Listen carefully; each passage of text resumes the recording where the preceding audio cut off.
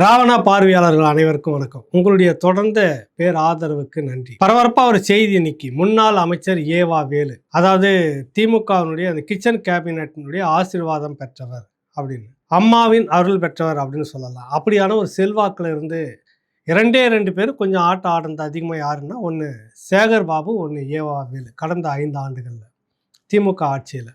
அப்போ ஆட்சி முடிகிற அந்த டிசம்பர் 25 2025 டிசம்பர் 14 அப்போ ஏவா வேலு ஒரு திட்டம் போடுறாரு. ஊர் பணத்தில் குடும்ப சொத்தை எப்படி செம்மைப்படுத்திக்கிறது அப்படின்னு ஒரு திட்டம். அதுக்கு பேர் மண்டல இளைஞர் அணி மாநாடு. என்னங்க கட்சியோட மாநாடு அப்படின்னு பேர் வைக்கிறீங்க, நீங்கள் குடும்ப சொத்தை மென்மைப்படுத்திக்கிறது ரெண்டும் வச்சுக்கலாம். அப்படி அதுக்கு அந்த பேரில் ஒரு மாநாடு எதுக்கு அப்படின்னு, பேருக்கு கட்சிக்கு மாநாடு நடத்தின மாதிரி ஆச்சு, ஆடு மேய்ச்ச மாதிரியும் ஆச்சு, அண்ணனுக்கு பொண்ணு பார்த்த மாதிரியும் ஆச்சுங்க. கட்சிக்கு மாநாடு நடத்தின மாதிரியும் ஆச்சு, தான் குடும்ப சொத்தை டெவலப் பண்ண மாதிரியும் ஆச்சு. அப்போவே இதை பற்றி ஒரு பேச்செல்லாம் இருந்தது. அந்த மாநாடு நடத்தினார், ரொம்ப பிரம்மாண்டமான மாநாடு அப்படின்னு சொல்லிட்டு. அந்த சுற்று வட்டாரம் முழுக்க ஏவா வேலுனுடைய அருணை பேருந்து ஓடாத கிராமங்களே இல்லைன்னு பல முறை நம்ம ராவணாவில் பேசியிருக்கிறோம். தவிர அரசு பேருந்து இப்படி எல்லாத்தையும் அடித்து கொண்டு வந்து சேர்த்து கடைசி நேரத்தில் கூட்டம் நிறைய காலி ஆடிட்டு இருந்து சீட்டெல்லாம் ஆடினாங்க பாருங்கள். சீட் ஆடுறது, அங்கேருந்து வாழைக்கொலையெல்லாம் எடுத்துகிட்டு போனது, பிரியாணிக்கு அண்டாவை தூக்கிட்டு போனது எல்லாம் அங்கே தான் நடந்தது. அது இளைஞர் அணி மாநாடுன்னா அது அப்படி தான் சிறப்பாக இருக்குன்ற மாதிரி நடத்தினார்.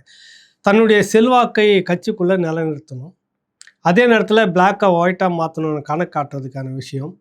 கட்சிக்கு ஒரு பேருக்கும் கட்சிக்கு செய்த மாதிரி இருக்கும், தன்னுடைய கெத்தை காமிச்ச மாதிரி இருக்கின்றது ஒரு பக்கம் இருந்தாலும், அதன் பேரில் வேறு என்ன செய்ய முடியும்? இங்கே தான் ஒரு திட்டம் இருக்கிறது. அந்த இடம் நெடுஞ்சாலைத்துறை, அதாவது மணப்பம்பாடி அப்படின்னு சொல்லிட்டு ஊர். அந்த மணப்பம்பாடியில் ஊர், அந்த இடத்துல தான் கலைஞர் திடல்னு பேர் வச்சு, ஏன்னா சுருட்டுறது மடக்கிறது இதுக்கெல்லாம் பேர் கலைஞர் திடல்னு வச்சா தானே ஈடுபடும் உங்களுக்கு. அந்த மாநாட்டு பந்தல், அந்த மாநாட்டு இடத்துக்கு பேர் கலைஞர் திடல். அது ஒரு 124 ஏக்கர். நெடுஞ்சாலைத்துறை ஒப்பந்ததாரர் கான்ட்ராக்ட்காரர் தான் அது பேர்லேருந்து, அவர் பேரில் இருந்து ஏவா வேலு மகன் இருக்கிறார்ல, அவருடைய பேரில் மாற்றிருக்காங்க. ஒரு ட்ரஸ்ட் ஒன்று வச்சுருக்காங்க, அந்த ட்ரஸ்டின் பேரில் மாற்றுறாங்க. அருணை product and service private limited.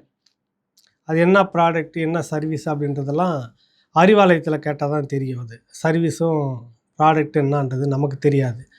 அதன் பேரில் அவருடைய மகன் குமரன் சொல்லிட்டு அவர் பேரில் தான் அந்த இடம் 124 ஏக்கர். அந்த அப்படியே மேடும் பள்ளமாக இருக்குது. என்னடா பண்ணுறது, எப்படி டெவலப் பண்ணுறது அப்படின்னு பார்க்குறது. கவர்மெண்ட் ஃபண்டிலே அதை என்ன பண்ண முடியுமா, கட்சி பணத்தில் என்ன பண்ண முடியுமா அப்படின்றதுக்கெல்லாம் பார்த்து யோசனை பண்ணவருக்கு தான் கிடைச்ச பதில் இந்த கலைஞர் திடல் மண்டல இளைஞர் அணி மாநாடு. இதுதான் பார்த்தாரு. அந்த ஊர் ஏரி இருக்கிற மொத்தமும் மண் என்னென்னா, பொதுவாகவே தமிழ்நாடு முழுக்க பொதுப்பணித்துறை, கனிம வளத்துறை இதெல்லாம் சேர்ந்து ஒரு விதிமுறை, 1 மீட்டருக்கு மேலே மண் எடுக்கக்கூடாது ஏரிகளில் அப்படின்னு இருக்குது. அவ்வளோதான் லிமிட்டட். இங்கே என்னன்னாக்கா 3 மீட்டரில் தொடங்கி 7 மீட்டர் வரைக்கும் எடுத்துருக்குறாங்க. அதனுடைய மதிப்பு கிட்டத்தட்ட 45 லட்சம் கன அடி மண் எடுத்துருக்குறாங்க. அரசு விலையில் மட்டுமே அதுக்கு நீங்கள் வெளியில் அந்த மண்ணை எடுத்து சேல் பண்ணியிருந்தாங்கன்னா 8 கோடி ரூபாய் அரசுக்கு வருவாய். இது குறைந்த அளவில் தான் அது. இப்போ இங்கே மண் எடுத்துகிட்டு வெளியில் போய் 2 மடங்கு விற்கிறது, வெளி மாநிலத்துக்கு கொண்டு போய்ட்டு பல மடங்கு விற்கிறதுலாம், அது ரேட்டை பார்த்தா இன்னும் பல கோடி கூடுதலாக இருக்கும் விலை மட்டுமே. அரசு மதிப்பிட்டு இருக்கிற விலை மட்டுமே 8 கோடி மதிப்பு. 45 லட்சம் கன அடி எடுத்திருக்காங்க.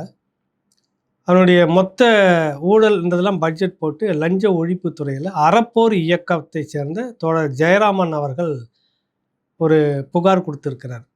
மாநாடு நடத்தும் போதே இது பற்றியான ஒரு பேச்சு அரசல் புரசலாக வந்தது. சில ஊடகங்களில் பட்டு மடாமல் பேசியிருந்தாங்க.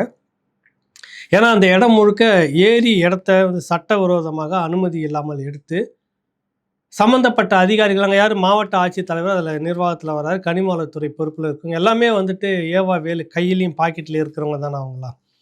பொதுவாகவே அந்த மாவட்ட மந்திரி அப்படின்னு வந்துட்டாங்கனாக்கா அங்கே இருக்கக்கூடிய எஸ்பி கலெக்டர்லாம் அவர் பாக்கெட்டில் இருக்கிறவங்க மாதிரி அர்த்தம்.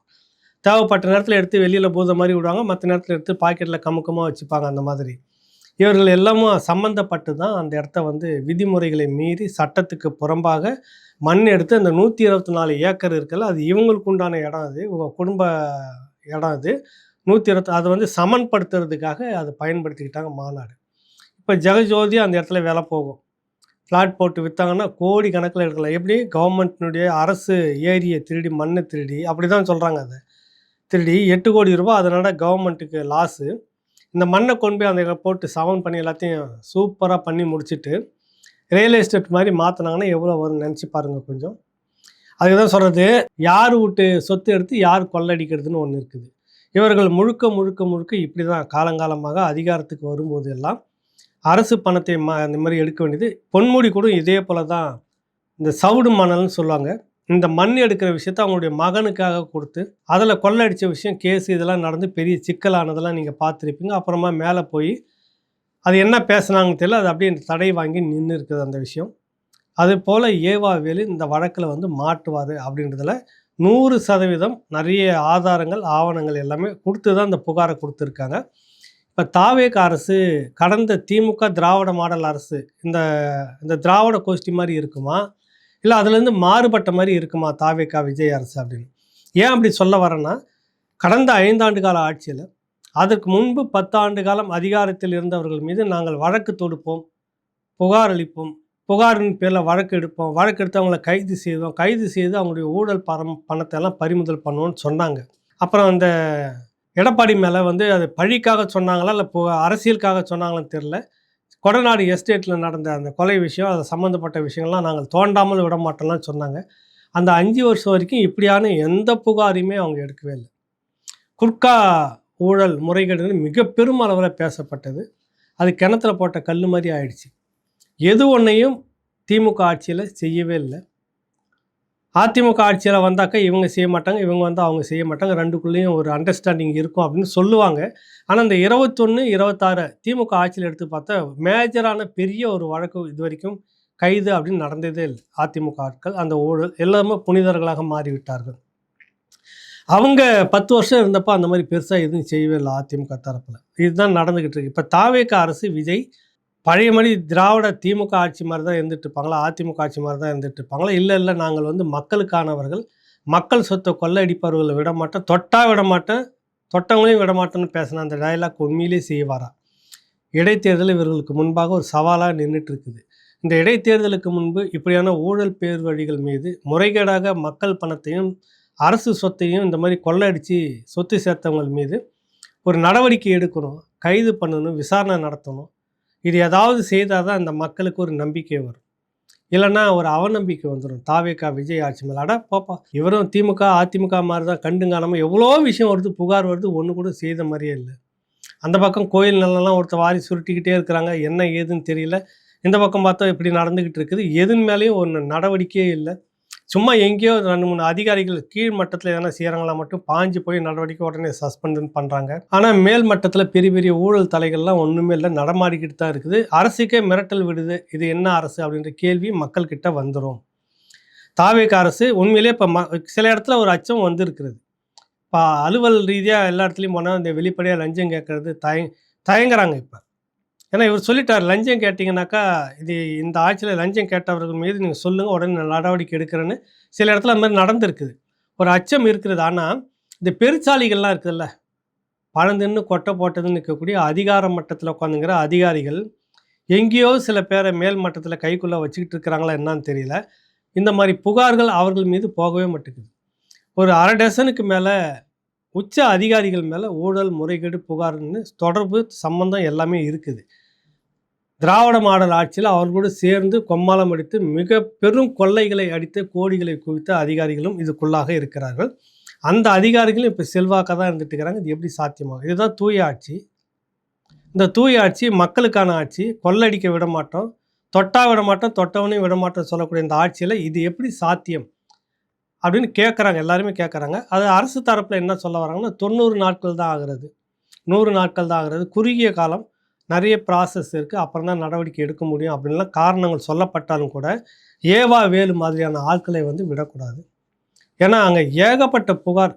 ஒரு முறை கலைஞர் அவர்கள் வந்து சொல்லுவாங்க, இது அப்போ ஊடகத்தில் பேசுவாங்க, திருச்சியில் இருக்கக்கூடிய ஒருத்தரை பார்த்து, திருச்சி மந்திரின்னா யாருக்குன்னே தெரியும் உங்களுக்கு, பிரதமராக இருந்தவர், இந்தியாவுடைய பிரதமராக இருந்தவர், என்னையா அந்த திருச்சி மலைக்கோட்டையாவது விட்டியா இல்லையான்னு. அதை மட்டும்தான் விட்டு வச்சுக்கிறாரு, மீதி எல்லாத்தையும் ஆக்கிரமிச்சிட்டாரு, வாங்கிட்டாரு, குவிச்சிட்டாருன்னு அர்த்தம். திருச்சி மலைக்கோட்டையாவது விட்டு வச்சுக்கிறியா, அதையும் பட்டா போட்டுறியா என்னன்ற மாதிரி தான் ஒரு டைம் கேட்டதாக கிண்டல் பண்ணதாக சக தலைவர்கள் மத்தியில இது பேசுபொருளாகி ஊடகத்திலேயும் அப்போல்லாம் கிசுகிசுப்பா வந்தது, பேசுனாங்க அந்த மாரி. இப்ப அதுபோல திருவண்ணாமலையில அந்த சுத்து வட்டாரத்தில திருவண்ணாமலைன்னா அந்த மாவட்டம் முழுக்க, அந்த அண்ணாமலையார் மலையாவது விட்டு வச்சுக்கிறாரா வேவா வேலு? இல்ல அதையும் வந்து முடிச்சுட்டாரான்னா, முடிச்சுட்டாரு கிட்டத்தட்ட அது வேற விதத்தில முடிச்சுட்டாருன்னு வச்சுக்கங்க. பழைய திருவண்ணாமலையாக இப்பொழுது இல்ல. சுத்தி எங்க பார்த்தாலும் திருவண்ணாமலை பாதைய சுத்தி எங்க பார்த்தாலும், அது ஏதோ நம்ம வந்து திருப்பதிக்கு போன மாரி நம்ம, இல்ல ஆந்திராவுக்குள்ள ஏதோ ஒரு இடத்துக்கு போயிட்ட மாதிரி தான் தோணுது நமக்கு. எங்க பார்த்தாலும் அந்த மொழி, எங்க பார்த்தாலும் அந்த இது. அவர்கள் தான் வியாபாரத்த ஆக்கிரமிச்சிருக்கிறாங்க. அதெல்லாம் ஏவா வேலுவுடைய புண்ணியம். அது பின்னாடி இருக்கிற கதை நெறைய இருக்குது. இப்ப அந்த அண்ணாமலையாராவது விட்டு வச்சிருக்கிறாரா இல்லையா ஏவா வேலு? அப்படின்னு பொதுவா பேசுற மாரி தான் இப்ப எல்லாருமே பேசிக்கிட்டு இருக்கிறாங்க. அப்படிப்பட்ட ஏவா வேலு மீது ஆதாரப்பூர்வமாக, அதிகாரப்பூர்வமாக ஆவணங்களோடு அறப்போர் இயக்கம் ஜெயராமன் தோழர் அவர்கள் புகார் குடுத்திருக்கிறாங்க லஞ்ச ஒழிப்புத் துறையில. அதிகாரிகளும் இதில் சம்மந்தப்பட்டிருக்காங்க. அதிகாரிகளுடைய பெயர்களும் சேர்க்கப்பட்டிருக்கிறது. ஏவா வேலுனுடைய மகன்.